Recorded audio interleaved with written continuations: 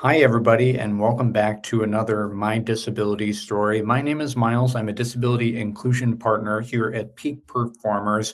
And I started this series about a year ago, and this is, I believe, the 14th episode that we're currently on.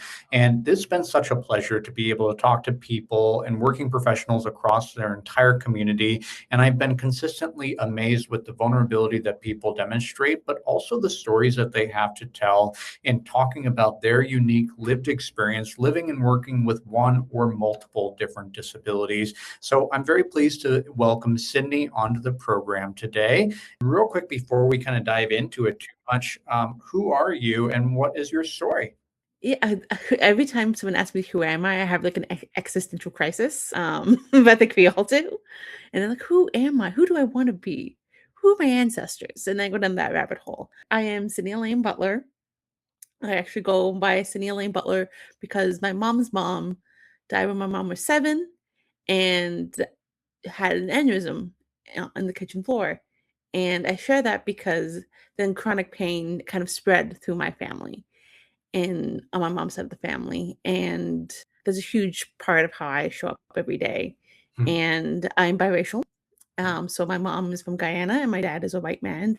His family is from the UK and he was born here in Montreal.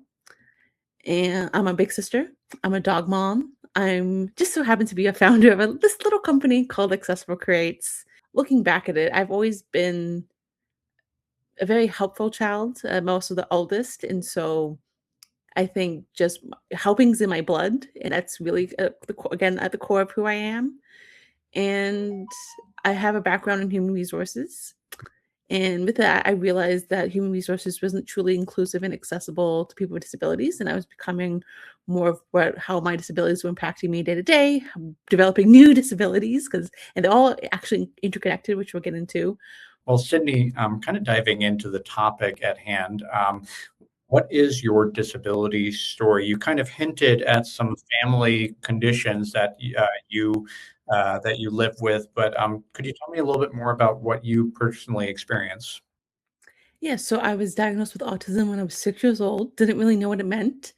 And then I ended up getting diagnosed with depression when I was a teenager because in hindsight it was because I was masking my autism, which led to also getting diagnosed with complex post-traumatic stress disorder, which then in turn led to being diagnosed with fibromyalgia. And so there's a lot going on over here. And then I remember talking to doctors and specialists, and they're like, "Oh yeah, it's all connected."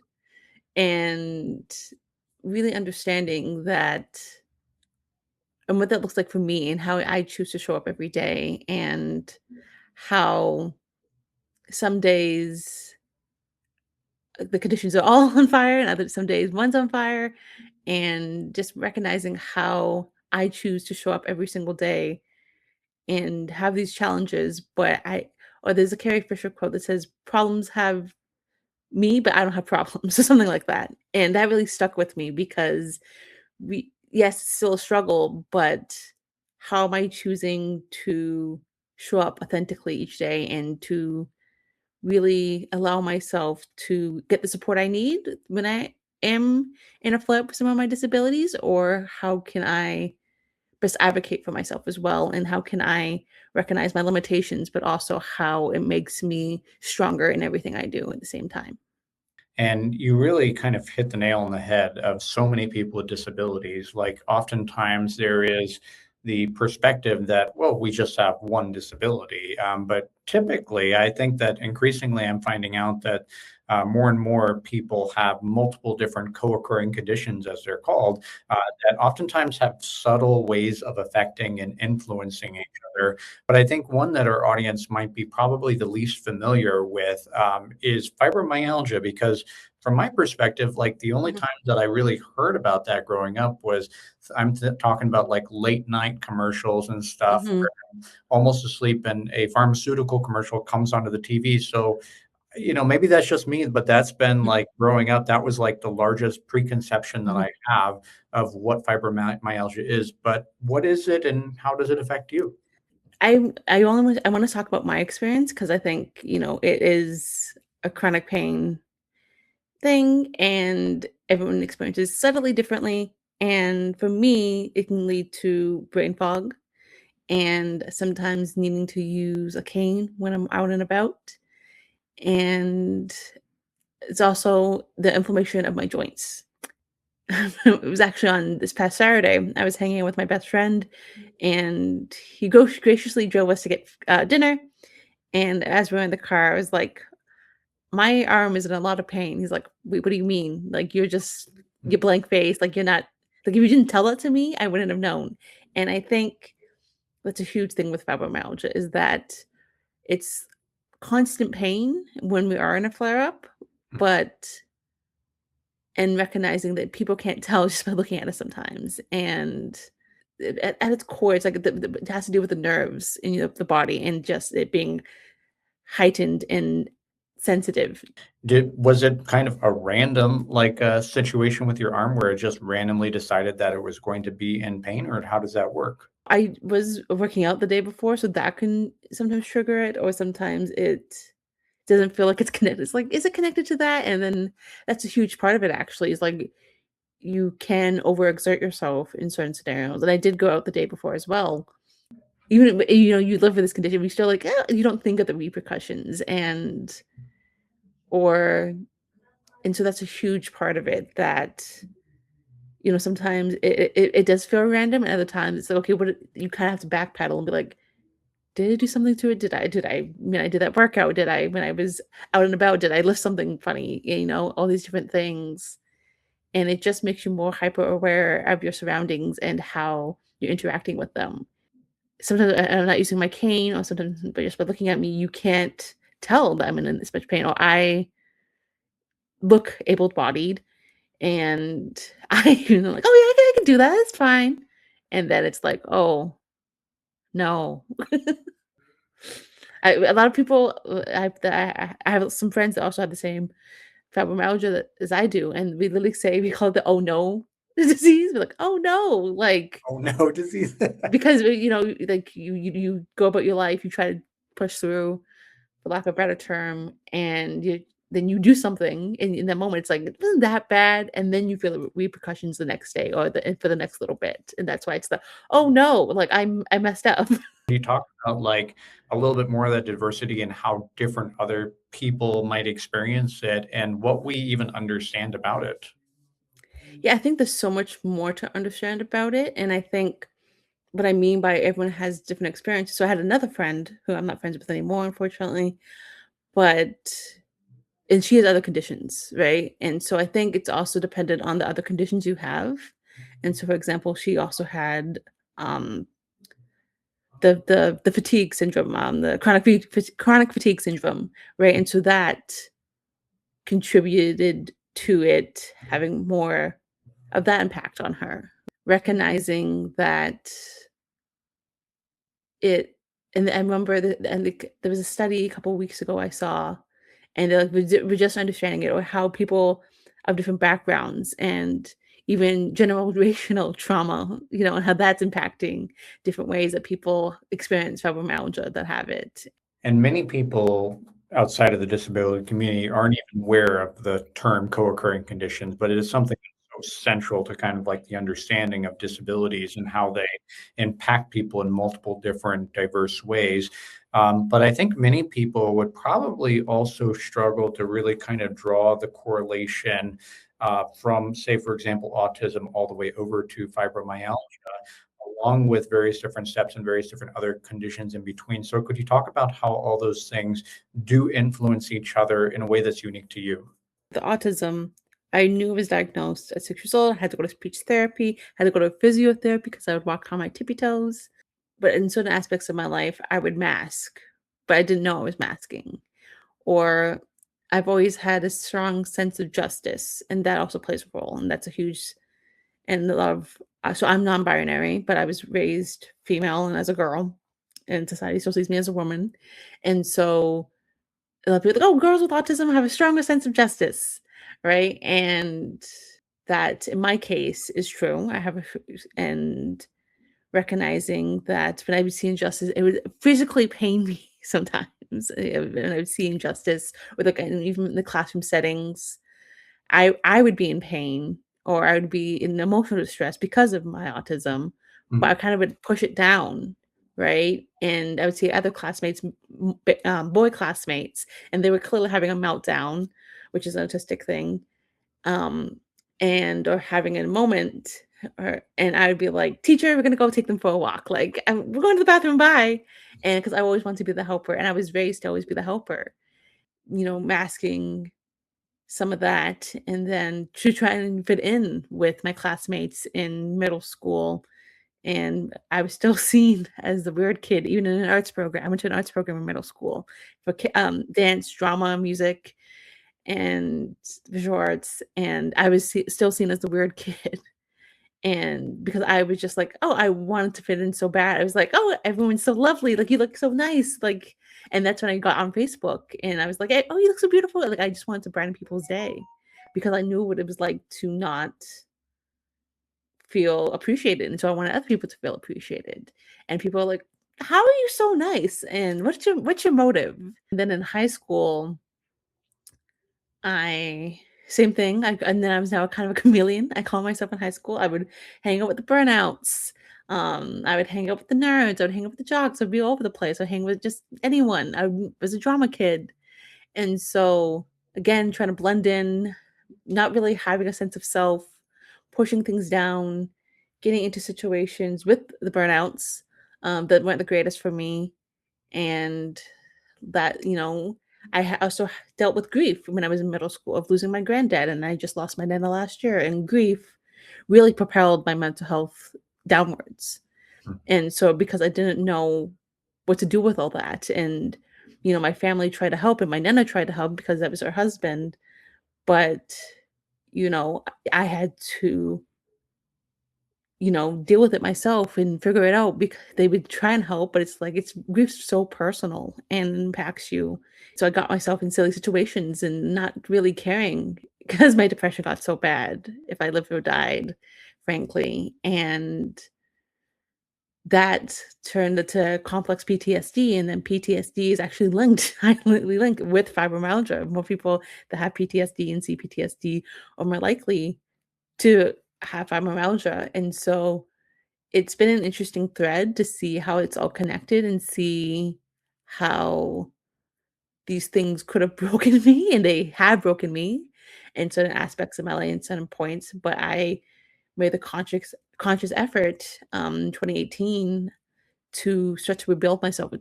And I was still in school at the time, and recognizing that okay, I have a story and I don't want to hide my voice anymore. What does that look like for me? And I was about to go into traditional working in human resources. And so, recognizing that I'm going to live with these pains every day of my life and they're all connected, but how can I again choose to show up for myself, and what does it actually look like? And speaking of your career, so you have a program now called Accessible Creates, but you previously were working within the field of HR. What was that like for you living and working with multiple different conditions? When I started working in human resources, I was remote. And I remember when I was in school, we had to do a mandatory internship. And I graduated from my degree program, excuse me, in 2020. And so I shortly started my business shortly after in 2021 because I got some HR jobs and worked remotely to do them. And I was still seeing a disconnect. And I remember I was working in an organization, I was working on a nonprofit remotely. And we have the AODA here where I live in Ontario, Canada, which is kind of equivalent to the ADA, but slightly different. And it's accessibility legislation. And I remember reading that for the first time when I was in school, and then now having the opportunity in this nonprofit to revamp it, make it more applicable to the employees and to the clients of this company. And I was like, "Oh, I'm so passionate about accessibility." Like, "Oh, perfect. You can, modify it." And I was like, "I really have an opportunity here to help this organization become more accessible," because they were currently mostly remote and offering remote services, but they wanted to go back to hybrid shortly. I was only there for 8 weeks because it was funded by the Canadian government, his Canada Summer Jobs program. And so they'd be like, "Oh, we can make it more you can help us make it more accessible for when we do go back in hybrid," and we would really appreciate that. I had to give a lot of rationale of why, even though I did the research and all these different things, like, but they're like, why?" And then I had to explain that I was doing long hours working on this. There was some resistance because they were scared, and I was so exciting though at the same time, and I was so passionate about doing it. I was like, this is why you have to do it. I was just like, whatever you need to have me explain why you need to do it. And that I was also, while I was there, it was Disability Pride Month, and they did Wellness Wednesdays. And I was like, can I talk about Disability Pride Month and for the month of July for the session, and talk about how it's crucial for everyone's wellness to be accessible in the workplace. And a lot of times, at the same time, too, people are caring about digital accessibility, and we're slowly caring more about the human element. A lot of people are talking about recruiting, and I was also talking about recruiting people with disabilities and being more accessible.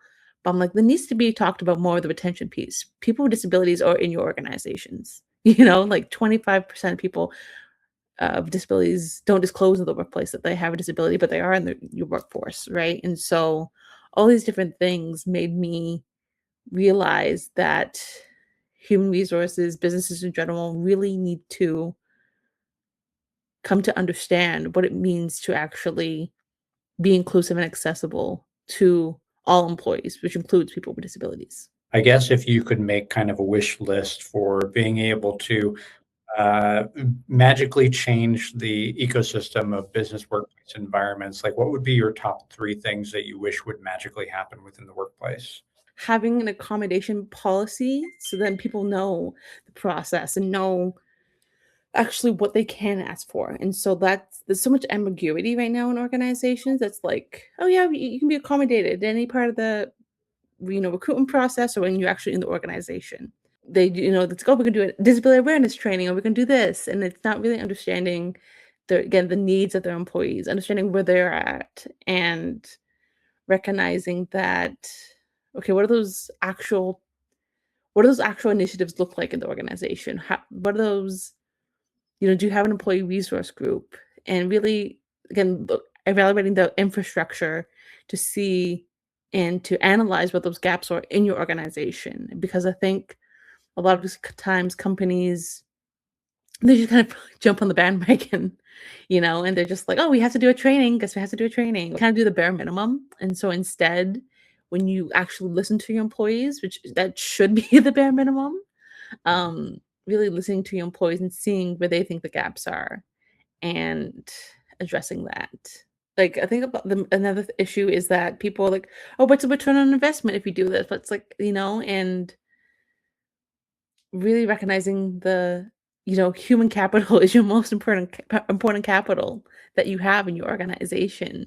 And so I think really understanding that, what do our people need from us, and recognizing the tools that that are out there, recognizing that managers play a crucial role in how someone's showing up at work.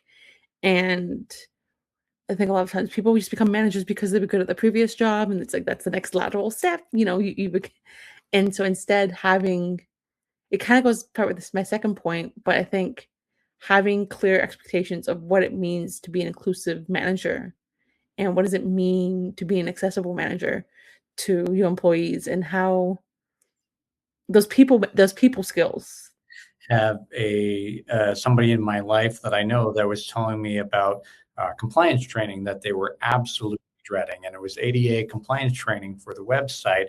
And a lot of it came down to the way that the information was presented, because the person that was the presenter, he didn't know how to share his screen during the presentation, and he didn't take the time to figure it out so that everybody could follow along. But he also didn't take the time to check with everybody, because he mostly covered things like alt text on images Mhm, and contrast, but he didn't check with everybody to see their understanding of those two mhm, areas already. And then finally, like he failed to be able to articulate why this matters. Like, why is this Mm, mhm, doing these kinds of things? So, for people that want to get better at their communication, particularly mhm. communicate. Why is accessibility so important? Why is the ADA so important? Why is inclusion so important? What would you say to them to get better at communicating? I think, again, understanding where people are at and not I think especially when it comes to compliance, a lot of people when people are not compliant or not doing these things, people assume malicious intent, and I don't think that's always the case, and sometimes there's so much to learn, and there's so much content out there, and it can be overwhelming, and I think the misconception too is that you're gonna learn it and then you know it for life, and I'm here to tell you even like us, people are, "Oh, you're a subject matter expert in accessibility." I'm only the expert because I continue to learn, because I listen to my people that have diverse and different disabilities than I have.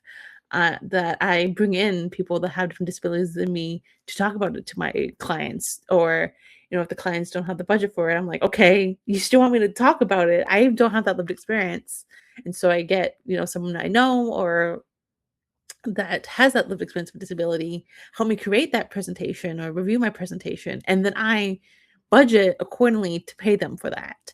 Hmm. And so I think really recognizing that, again, we don't have all the answers, and I think recognizing that, not just talking at it at people, but really having a discussion and seeing other people's point of views and perspectives, and never never stop learning because and being willing to be like on my website, I use a Wix website, and my member was like, "Come work with us," or and I said, "Do the work with us. Do the work. Let's do the work together." Kind of vibe. And because I'm like, I'm still learning, and like I learn things, and even in my workshops, I'm like, yes, I'm doing the lunch and learn for you all today. I hope you guys can teach me something today. I would be so joyed if you, and so just really having a discussion, having facilitations, having these hard conversations, and not assuming malicious intent, but instead assuming curiosity, assuming wanting to understand, assuming that this is just one part of your learnings or unlearnings in some aspects. I wanted to ask too, because you mentioned how you show up, it changes from day to day, but you also mentioned some of the different accommodations and tools that you use to be able to navigate the world. So, how do you navigate it when somebody might be judging you, for example, for walking in somewhere with a cane, especially if they're judging you for, say, for example, being young? Like, how do you begin to navigate that? Do you say something, Yeah. or like, what goes through your head in those moments? People have this misconception just looking at me, or like I take the train a lot and people like double, do a double take. And I also go very fast sometimes with my cane. It makes me go faster. That's why I'm like, I'm using it so I can go I like to be a speed walker. My dad's like, if you're a slow walker, like, no. Like, so I had to go fast. I'm just like, yes, I know this is why. And sometimes, people or sometimes like, hey, I'm Zakai, I'm Sydney. I just go up to them and introduce myself when I see them staring, and then have them get to know me as a person. Or I remember one day I was having a bit of a mental health moment through my grief of losing my nana, and it was a long day at work. I was working a part-time job last year, and I had to go on site, and I had to take a it was like a 3-hour train ride there and back. It was a long day, and I was really missing my nana. The train's very busy, and so and at the moment, I didn't really need my cane's name is Franny. And so I was like, I don't really need Franny right now, but I'm like, if I need her, like she's in my backpack if I need her, if I need my cane. And but I was like, I'm trying not to. And I was like, I'm having more of a mental health moment, and which was leading me to being overwhelmed and having sensory overload. And this gentleman just looked at me and he's just like, "Are you okay?" Like and he was sitting in his seat, and I'm just like, "It's been a long day." And my voice cracked a little, and he's like, "Sit, sit, sit." Um, and so even when it's not like, it was kind of impacting my joints, but it's more impacting my brain and my mental health, right? And so it was interesting that I had sunglasses on, and I was like, I'm hiding it so well. um, and he could just tell, or it was just, just human empathy, and just he was like, Something doesn't seem right with this person. Let me just check in." I was like, "I'm okay." He's like, "Okay, well, you can have a seat." And then I got my Skim toys out. I listened to my music. Um, and it was just, and I remember he looked over at me, and now he's standing, and he looked over at me, and he was just smiled, happy that he gave me his seat. And he's just like, "I'm glad I could give you that space to do what you need to do." And I wasn't assuming him to give me his seat, but I think I was opening myself up to that grace, right? And to receive that. It's so amazing when strangers randomly do the right thing, like randomly support you in ways that you don't even necessarily realize in the moment that you need that support. As we begin to wrap up for the day, Mhm. I wanted to chat about what advice you'd give to other people who experience similar conditions to you, be that PTSD, Mm. be that somebody with my fibromyalgia, be that somebody with autism. Like, what would you tell them to kind of get them moving forward and moving on to the next day? I think the biggest thing I can say is focus on your strengths. That doesn't mean you're not going to have challenges. We all have challenges, disabled or not, neurodivergent or not, right? We all have good and bad days. That's the beauty of being alive. I think my nana taught me that in some aspects. And so I'm actually that she gave me. Um, and I think just recognizing that we all have something to give and we all have something to learn. Tell me a little bit about Accessible Creates and what are you on a mission to do? Yeah, with Accessible Creates, really just trying to make human resources and businesses more inclusive and accessible to people with disabilities and that are neurodivergent, because some people that are neurodivergent don't identify with having a disability. So that's why I say both. Really just trying to break down those barriers that exist in the workplace. There's so many aspects that we're doing coaching, we're doing training, but I think really looking at, like, for example, those policies and procedures and looking at those systemic barriers that exist within organizations and really addressing that and seeing how those unintentional biases creep in to everything you do in an organization. If you, the policies are the blueprint. It's been because, like I mentioned before, I'm working with that part-time job, and it's been interesting to see. And then more in that capacity, I'm working more with job seekers, and so it's kind of felt like a 360 approach because I'm working with organizations to directly remove those barriers, to address them in the policies, to create new policies that are more accessible.